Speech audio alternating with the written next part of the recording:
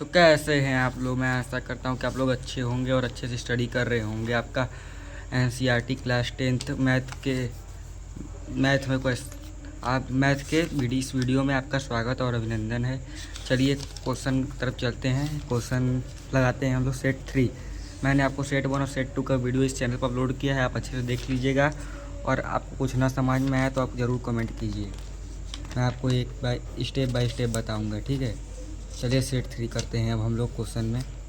चलिए सेट 3 पे आते हैं, ठीक है। अब सेट 3 करेंगे, एक एक क्वेश्चन स्टेप बाय स्टेप करेंगे, ठीक है। चलिए तब स्टेप बाय स्टेप क्वेश्चन देखते हैं यहाँ पर। चलिए क्वेश्चन करते हैं। फर्स्ट क्वेश्चन यहाँ पर देखते हैं क्या कहता है। फर्स्ट क्वेश्चन, वह अनुपात को जोड़ने वाले रेखाखंड को विभाजित करता है। -1,4। देखिए ये क्वेश्चन है यहाँ पर, वह अनुपात ज्ञात कीजिए जिसमें y अक्ष बिंदुओं 5, -6 और -1,4 को जोड़ने वाले रेखाखंड को विभाजित करता है, ठीक है। तो सिद्ध करना है हमें। चलिए सिद्ध करते हैं क्वेश्चन को, ठीक है। चलिए क्वेश्चन सिद्ध करते हैं।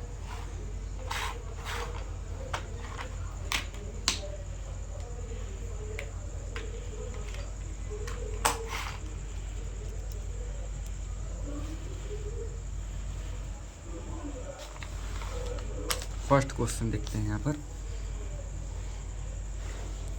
फर्स्ट क्वेश्चन देखिए यहाँ पर दिया है, दो बिंदु दिया है 5, -6 और -1,4।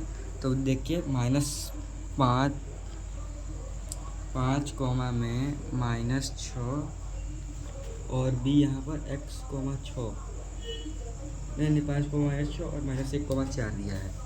और बी यहाँ पर मान लीजिए दिया है -1 में -4। तो हमें ज्ञात करना है m अनुपात n बराबर में क्वेश्चन मार्क, ये ज्ञात करना है। तो हम सूत्र जानते हैं। सूत्र देखिए यहाँ पर क्या होता है, आपको मैंने उस भी वीडियो में आपको सूत्र बताया था। देखिए क्या होता है यहाँ पर, ये mx2 प्लस में nx1 बटा में m प्लस में n, my2 प्लस में ny1 बटा में m प्लस में n, ठीक है। ये सूत्र होता है। तो m हमको पता नहीं है, गुणे में x2 ये होता है x1, ये होता है y1, ये होता है x2 और ये होता है y2। तो x2 माइनस में x1 तो mx2 -1, यहाँ पर -1 दिया हुआ है, प्लस में n गुणे में x1। तो x1 का मान यहाँ पर दिया हुआ है ना 5 बटा में m प्लस में n,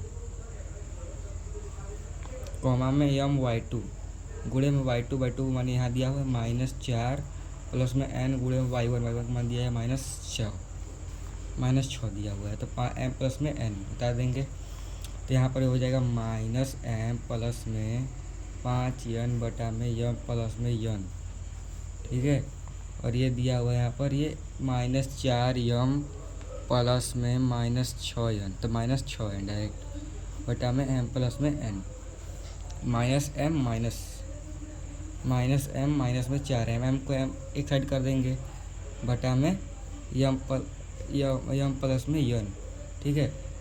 और ये क्या हो जाएगा यहाँ पर, ये हो जाएगा -6n प्लस में 5n बटा में m प्लस में n।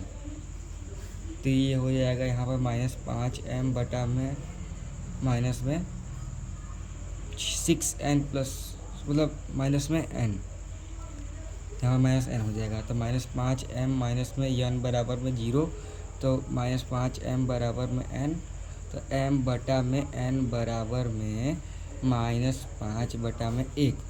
m अनुपाते n बराबर में यहाँ होगा -5 अनुपाते में 1। यहाँ पर इसका आंसर ही कहा जाता है, ठीक है। अब चलते हैं सेकंड क्वेश्चन की ओर। सेकंड क्वेश्चन देखते हैं यहाँ पर क्या कहता है। चलिए ये देखिए यहाँ पर सेकंड क्वेश्चन दिया हुआ है, त्रिज्या। मैं सिद्ध करने वाला क्वेश्चन आपको नहीं कराता हूँ, आप सिद्ध करने वाला क्वेश्चन अपने से कीजिएगा। नहीं आएगा तो कमेंट कीजिएगा, जरूर मैं बताऊँगा आपको, एक एक क्वेश्चन बताऊँगा। त्रिज्या 14 सेंटीमीटर वाले एक वृत्त की एक जीवा केंद्र पर 120 डिग्री का कोण अंतरित करती है। संगत वृत्तखंड का क्षेत्रफल ज्ञात करना, ठीक है। चलिए कर लेते हैं, कोई दिक्कत नहीं है। देखिए आपको क्या बोला है, त्रिज्या मतलब आर, त्रिज्या यहाँ पर दिया हुआ है, यहाँ पर दिया है त्रिज्या आर बराबर में 14 सेंटीमीटर, त्रिज्या आर बराबर में 14 सेंटीमीटर दिया हुआ है। और क्या दिया हुआ है यहाँ पर, वृत्त की केंद्र पर थीटा कोण, यहाँ पर कोण दिया हुआ है, कोण थीटा बराबर में 120 डिग्री। तो हमें संगत वृत्तखंड का क्षेत्रफल क्या करना है, संगत वृत्तखंड का क्षेत्रफल तो बराबर में क्या होता है, यहाँ पर आपको मैंने बताया था उस क्वेश्चन में, फिर से मैं बता देता हूँ। चलिए, थीटा बाय 360 इंटू में पाई आर स्क्वायर, थीटा का मान यहाँ पर कितना दिया हुआ है 120 बटा में 360 गुणे में 22/7, पाई का मान होता है गुणे में आर स्क्वायर मतलब 14 का होल स्क्वायर, यहाँ पर आर का मान 14 दिया हुआ है ना, तो 120, 0 0 खत्म, 12 3 36, 12 14 36 गुणे में 22/7 गुणे में 2 है स्क्वायर, तो 2/14 आ जाएगा, 7 दूनी 14। ठीक है, फिर से बात हो जाएगा 22 गुणे में 28, 14 दूनी 28 बटा में 3, तो 28 और 22 का यहाँ पर गुणा कर लेते हैं, क्या आता है 2 8 16, 6 1 5 56 56 56 6 11 6 6 से 16 आएंगे यहाँ पर 616 बटा में 3, 3 दूनी 6, 3 5 15 और 3 5 15, 1 0 3 3 के 9, 25.30 का आंसर आ जाएगा। ठीक है, देखिए पूरा कैलकुलेशन इस क्वेश्चन का देखिए, देखते हैं आंसर आया कि नहीं। चलिए पलट के देख लेते हैं, आंसर यहाँ पर दिया रहता है। ठीक है,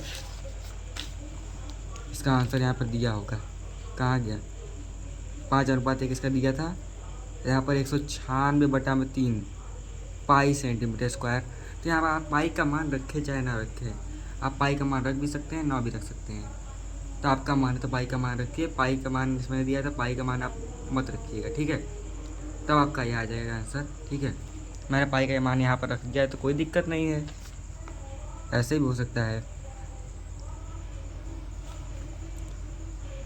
अब चलिए दूसरे क्वेश्चन की तरफ चलते हैं। मैं सिद्ध करने वाला क्वेश्चन आपको नहीं कराऊंगा, आप सिद्ध करने वाला क्वेश्चन खुद कर लीजिएगा। ठीक है, नहीं आया तो आप समझ में तो आप हमसे पूछ लीजिएगा, मैं आपको बताऊंगा। ठीक है, चलिए नेक्स्ट क्वेश्चन की ओर चलते हैं। नेक्स्ट क्वेश्चन देखते हैं यहाँ पर क्या कहता है। चलिए क्वेश्चन यहाँ पर है, क्वेश्चन है यहाँ पर देखिए, एपी के क्वेश्चन है, किसी एपी के प्रथम 9 पदों का योग 81 है। प्रथम 9 पदों का योग क्या है, यहाँ पर 81 है दिया है, यहाँ पर दिया है एपी के प्रथम 9 पदों मतलब A9 पदों का योग कितना है, A प्लस में 8D होगा बराबर में कितना है 81 है, और प्रथम 17 पदों का योग कितना है 289 है। तो इसका प्रथम पद और सार्वंतर ज्ञात करना है। यहाँ पर 17 पद हो, 17 बराबर में 1 प्लस में 16D होता है यहाँ पर ना, A प्लस में 16D बराबर में कितना है यहाँ पर, देखिए यहाँ पर दिया है 289। ठीक है, 289 दिया हुआ है यहाँ पर, तो 289, तो हमें क्या ज्ञात करना है, सार्वंतर, प्रथम पद और सार्वंतर। तो ए प्रथम पद ए होता है और सार्वंतर क्या होता है डी होता है, हमें ये दोनों ज्ञात करना है। चलिए कोई दिक्कत नहीं है, कर लेंगे यार। यहाँ पर तो ए प्लस में ना, इसे मान लेंगे समीकरण 1 और इसे समीकरण 2 मान लेंगे। यहाँ पर लिखेंगे समीकरण 1 व 2 से विलोपन विधि से कर लेंगे। विलोपन विधि आप जानते ही होंगे, विलोपन विधि। ए प्लस में 8D बराबर में 81, ए प्लस में 16D बराबर में 289। ठीक है, क्या करेंगे, ए से एक ख़त्म हो जाएगा, 18 में 16 जाएगा, -8D बराबर में 81, 289 में से 81 जाएगा तो कितना बचेगा यहाँ पर 208 बच जाएंगे ना, 208 बचेगा ना, 289 में से 81 जाएगा तो कितना बचेगा, 9 में से बचेगा 8 0 2, 208 बचेंगे। तो माइनस में यहाँ पर हो जाएगा, तो माइनस से माइनस यहाँ पर ख़त्म हो जाएगा, तो यहाँ पर क्या बचेगा डी बराबर में 8 दूनी 16, 8 छंग 48, 8 दूनी 16 4 20, 8 छंग 48।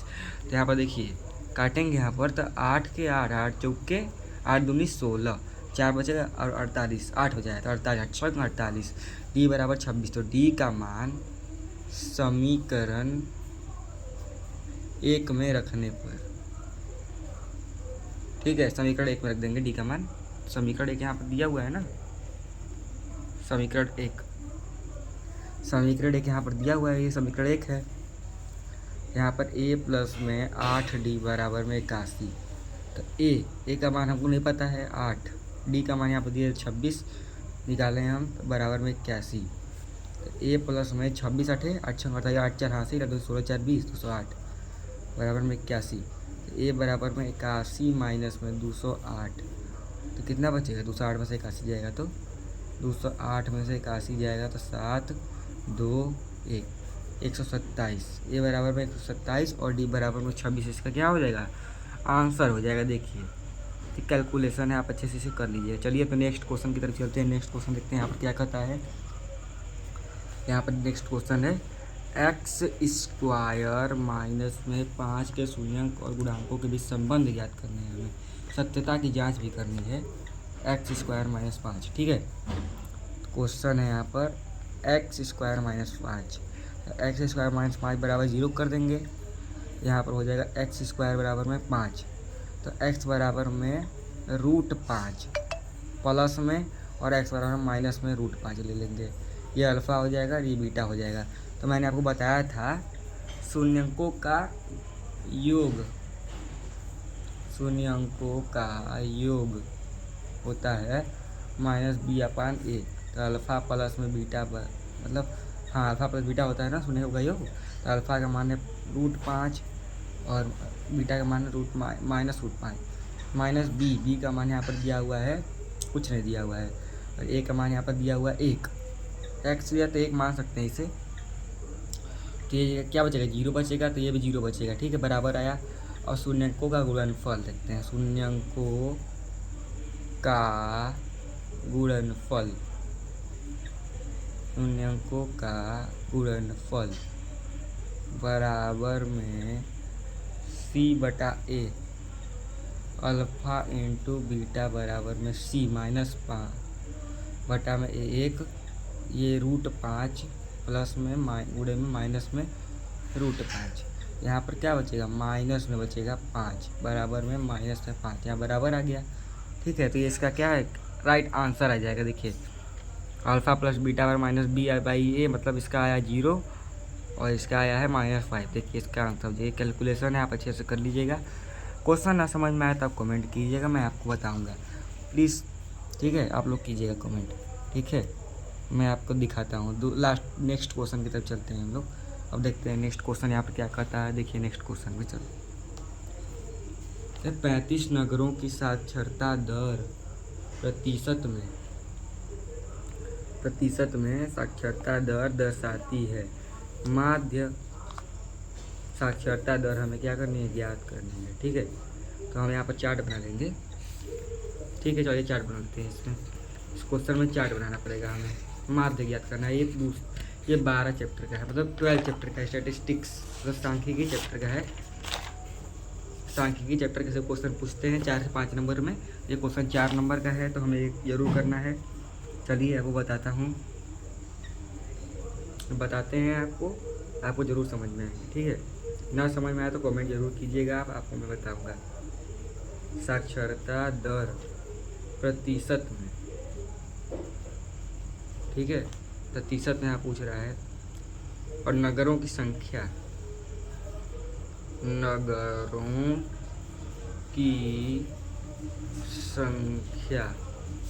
नगरों की संख्या या फाई एक्साई, ठीक है। साक्षरता कितना दिया हुआ है? यहाँ पर चार्ट बनाया है ना।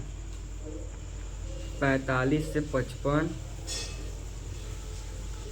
55 से 65, 65 से 75, 75 से 85, 85 से 95, 3 10 11 8 3 एक्साई।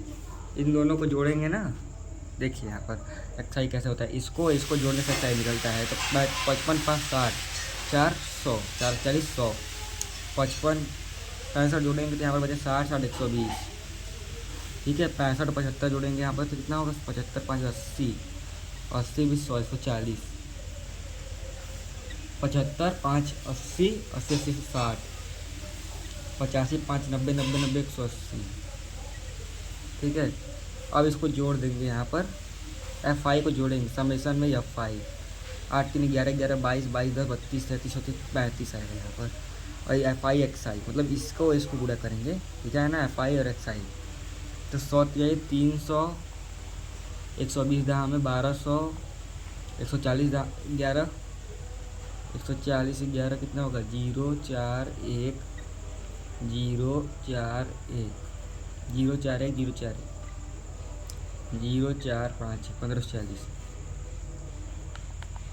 160 अठे 8 जीरो का 0, 8 6 48 8 4 हासिल, 8 9 10 11 12, 8 0 8 6 48 8 4 हासिल, 8 9 10 11 12, 0 3 8 24, 4 2 हासिल, 4 2 हासिल बचेगा यहाँ पर। तो 24 4 2 हासिल, 3 के 3 5, 3 0 3 8 24, 4 2 हासिल, 3 के 3 2 5। ठीक है, अब समेसन या फाई एक्स आई इनको जोड़ देंगे, ये सब पूरे जोड़ देंगे। 1200 3 1500, 15 15 300, 3040, 3040, 4000, 4280, 4320, 4320, 4360, 43 5 4860 आएगा यहाँ पर।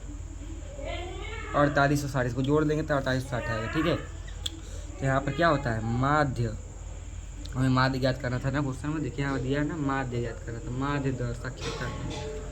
तो माध्य एक्स डैश बराबर में समेसन में एफ आई एक्स आई बटा में समेसन में एफ आई का मान रख देंगे। तो यहाँ पर क्या हुआ 4860 बटा में 35, 35 के 35 एक बार में 35 5 40 8 13 136 यहाँ पर बचेगा। तो 35 से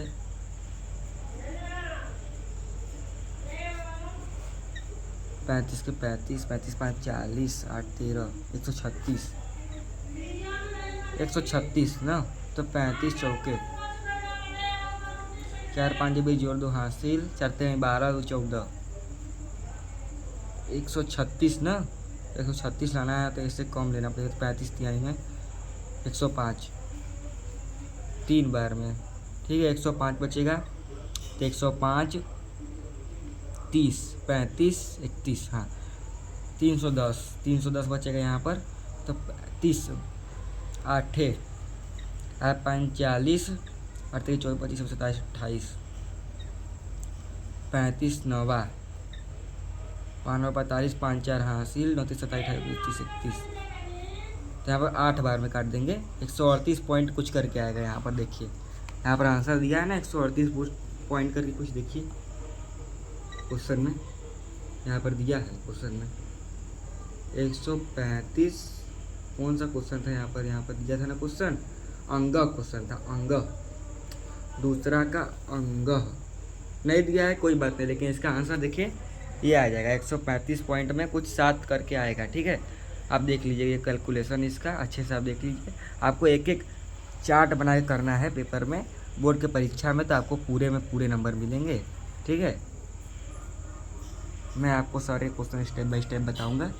चलिए दूसरा क्वेश्चन चलते हैं, दूसरा क्वेश्चन देखते हैं क्या करता है, क्या कहता है।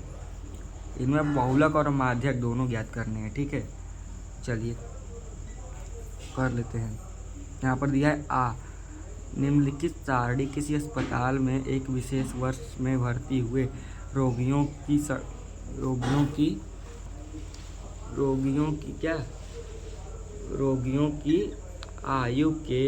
आयु दर्शाती है। इन आंकड़ों के बहुलक और माध्यक ज्ञात करने हैं। ठीक है, चलते हैं, कोई दिक्कत नहीं है, कर लेंगे हम, बहुलक और माध्यक निकाल लेंगे। इसका क्वेश्चन में दिया हुआ है ना आयु वर्षों में, आयु वर्षों में। ठीक है, आयु वर्षों में दी हुई है और रोगियों की संख्या दी हुई है। यहाँ पर रोगियों की संख्या या फाई बहुलक निकालना है और संचयी बारंबारता CF बहुलक निकालने के लिए हम जानते हैं हमें क्या करना होता है। सबसे अधिक जो होता है उसका पेयर लेते हैं। 23 सबसे अधिक है यहाँ पर, तो यहाँ पर ये क्या हो जाएगा, यहाँ पर जो सबसे कम होता है, यहाँ पर सबसे कम होता है उस सबसे अधिक होता है, और ये इसे ले लेंगे, ये एल हो जाएगा यहाँ पर। तो दिया हुआ है यहाँ पर बहुलक निकालने के लिए दिया है एल। एल बराबर में यहाँ पर कितना दिया हुआ है, यहाँ पर एल बराबर में दिया हुआ है 35 एच, जो सब में बराबर है। देखिए 5 10 15 15 10 25 10 बराबर है सब में, तो एच बराबर में 10। और फिर उसके बाद यहाँ पर F1 जो यहाँ पर 23, देखिए यहाँ पर उसका F1 है, ठीक है। तो F1 23, F2 इसके बाद वाला F2 14 है यहाँ पर, F2 बराबर में 14, F0 बराबर में 21, ठीक है। चलिए बहुलक का सूत्र मैंने आपको बताया था, आपको अगर याद होगा तो आप ज़रूर कमेंट कीजिएगा, मैं बताऊंगा आपको। बहुलक बराबर में L प्लस में F1 माइनस में F0 2F1 माइनस में F0 माइनस में F2 गुणे में H, ठीक है। तो L का यहाँ पर मान दिया हुआ है 35 प्लस में F1 माइनस में F0 23 माइनस में 21 बटा में 2 गुणे में 23 माइनस में F0 21 माइनस में F2 14 दिया हुआ है यहाँ पर, देखिए दिया हुआ है ना, गुणे में H का मान यहाँ पर दिया हुआ है, देखिए 10, तो H का मान 10 है, ठीक है। तो यहाँ सॉल्व कर लेते हैं। 25 प्लस में 35 है ना, 35 प्लस में यहाँ पर दिया है 23 में से 21, देखिए 23 माइनस में 21 2 बचेगा, तो 2 और क्या दिया हुआ है यहाँ पर 23 दूनी 46 माइनस में 21, 46 माइनस में 21 बटे में रहेंगे, 46 माइनस में 21 बटा में माइनस में 14, ठीक है। माइनस में 14 गुणे में क्या हो जाएगा 10, यहाँ पर गुणे में 10 हो जाएगा ये, ठीक है। गुणे में 10, यहाँ पर 35 प्लस में 2 बटा में 46 में से 21 जाएगा, कितना बचेगा 6 से जाएगा 5, 4 में 2 जाएगा 2, 25 21 46 माइनस में 14 गुणे में 10, ठीक है, ये बचेगा। फिर 35 प्लस में 2 बटा में 25 में 14 जाएगा, 14 2 28 13 नहीं बचेंगे यहाँ पर, 4 1 5 11 15 10 25, हाँ 11 बचेगा, 11 गुणे में 10, तो 35 प्लस में 10 दूनी 20 बटा में 11, यहाँ पर हो जाएगा 11। इसका ऐसे लेंगे तो 35 में 11 गुणा करेंगे तो कितना बचेगा, यहाँ पर देखते हैं 5 3 5 3 5 8 3 385 प्लस में 20 485 400 350 395 5 405 बटा में 11, तो 11 दूनी 22 11 33 37 7 40 7 5 11 छके 66 7 5 ना 66 66 67 69 70 9 9 0 36 पॉइंट में यहाँ पर देखिए कुछ आएगा क्वेश्चन में, देखिए यहाँ पर दिया भी होगा, यहाँ पर क्वेश्चन में देख लेते हैं हम लोग इसका आंसर कितना हुआ आया हुआ है। कौन सा था क्वेश्चन, यहाँ पर च था, तो च का दिया नहीं हुआ है यहाँ पर आंसर, कोई दिक्कत नहीं, च का आंसर नहीं दिया है तो हम लोग यहाँ पर लिख देते 36.7 कुछ करके आ जाएगा इसका आंसर। देखिए इसका बहुलक आएगा, ठीक है। पॉइंट के बाद आप कुछ लिख सकते हैं, इसका कोई मान्य नहीं होता है पॉइंट के बाद, ठीक है, ये आएगा। चलिए इसमें माध्यक बोला था, दूसरा पार्ट इसका क्या बोला था, माध्यक बोला था ना। यहाँ पर दिया था 5 से 15 15 से 25 25 से 35 35 से 45 45 से 55 और 55 से 65 55 से 65, ठीक है। 6 11 21 23 14, 21, 23, 14, 5, 14, 5 ये दिया हुआ है। तो यहाँ पर देखिए संचयी बारह पता होगा आपको सूत्र बताया था ना हमने कैसे निकलता है। तो 6 को 6, 6 11 17, 17 18, 18 10 28, 28 10 38, 38 27 40 41। यहाँ पर देखिए 6 सामने, ये 6 11 जोड़ेंगे, आपको बताया था हमने, जोड़ते जाएंगे यहाँ पर। तो 11 6 6 6 11 17, 17 21 18 10, 28 28 10 38, 38 39 40 41 51 61 14, 61 4 65, 65 10 75, 75 5 में 80। यहाँ पर देख लेते हैं हल क्या होता है। हल दिया हुआ है एल, इसमें भी सेम रहेगा। तो एल इसमें क्या हो जाएगा, यहाँ पर देखिए एल मैंने बताया था ना आपको, एल ये 23 F1 है। एल यहाँ पर क्या था, सबसे अधिक 35 था, तो एल बराबर में 35, एफ बराबर में यहाँ दिया हुआ है 23। तो 23 के ऊपर वाला जो होता है यहाँ पर ये होता है सी एफ, संचयी बारंबारता। सी एफ बराबर में दिया हुआ है यहाँ पर 38, और एन जो लास्ट वाला होता है यहाँ पर 80 है, मतलब ये 80 दिया हुआ है। तो यहाँ पर 80 हो जाएगा, एन बराबर में 80। एच सब में देखिए 20 10 का सेम था, 10 यहाँ पर 10 हो जाएगा। चलिए माध्यक बराबर मैंने आपको बताया था, आपको याद होगा तो आप ज़रूर ऐसे ही कीजिएगा। तो माध्यक बराबर में एल प्लस में एन बटा 2 माइनस में सी एफ बटा में एफ, यहाँ पर एफ गुणे में एच, ये सूत्र है, ठीक है। तो एल का मान यहाँ पर दिया है ना 35 प्लस में यन का मान यहाँ पर दिया हुआ है 80, आपको दिख रहा है, देखिए 80 बटा में 2 माइनस में सी एफ का मान यहाँ पर दिया हुआ है 38 बटा में यफ का मान यहाँ पर दिया हुआ है 23 गुणे में यच का मान यहाँ पर दिया हुआ है, देखिए यच का मान 10 दिया हुआ है। तो एच यहाँ पर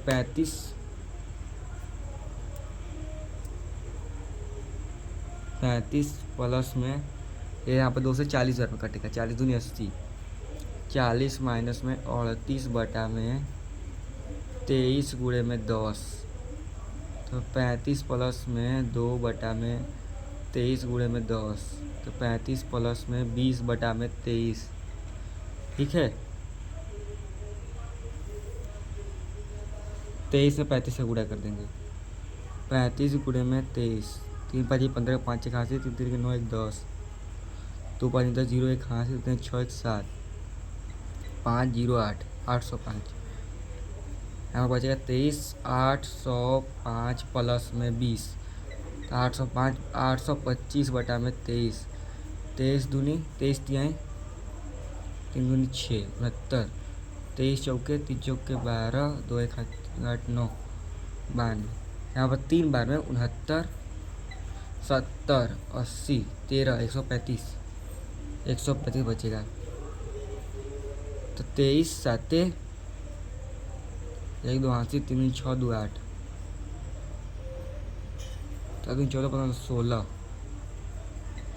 तो 23 छक्का 6 3 18 8 1 हासिल 8 1 हासिल 6 3 12 13 138, 23 कितने बार में 5 बार में, तो 35 पॉइंट कुछ करके इसका आएगा आंसर। देखिए इसका ये कैलकुलेशन है, इसका ये आंसर आ जाएगा, ठीक है। चलिए अब नेक्स्ट क्वेश्चन की तरफ चलते हैं। नेक्स्ट क्वेश्चन देखते हैं यहाँ पर क्या कहता है। तो यहाँ पर देखिए नेक्स्ट क्वेश्चन, चलिए हम नेक्स्ट क्वेश्चन की तरफ। अब नेक्स्ट क्वेश्चन तो नहीं, ये सब क्वेश्चन आप सिद्ध करने वाला है, आप ये क्वेश्चन सिद्ध कर लीजिएगा, नहीं आएगा तो आप कमेंट कीजिएगा, मैं एक एक क्वेश्चन आपको बताऊंगा। और ये देखिए मुझे आपको यह दिखाना था कि ये कौन सा था, ये मैं इस किताब से करता हूँ। देखिए ये ऑनसॉल्ट की 2026 की किताब है, आप इसे खरीद लीजिएगा, आपको समझ में आएगा। तो मैं इसी से क्वेश्चन लगवाता हूँ, आपको मैं ज़रूर बताऊँगा, ठीक है। तो देखिए इसमें टोटल 25-26 सेट दिए हुए हैं, मैं ऐसे क्वेश्चन लगवाता हूँ हमेशा डेली। आपको इस चैनल पर इसकी सभी वीडियो मिल जाएंगी, आप ज़रूर देखिएगा, ठीक है। चलिए अब मिलते हैं नेक्स्ट वीडियो की तरफ कल।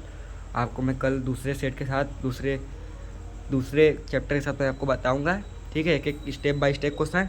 चलिए दोस्तों चलते हैं, बाय। चलो बच्चियों, बाय बाय।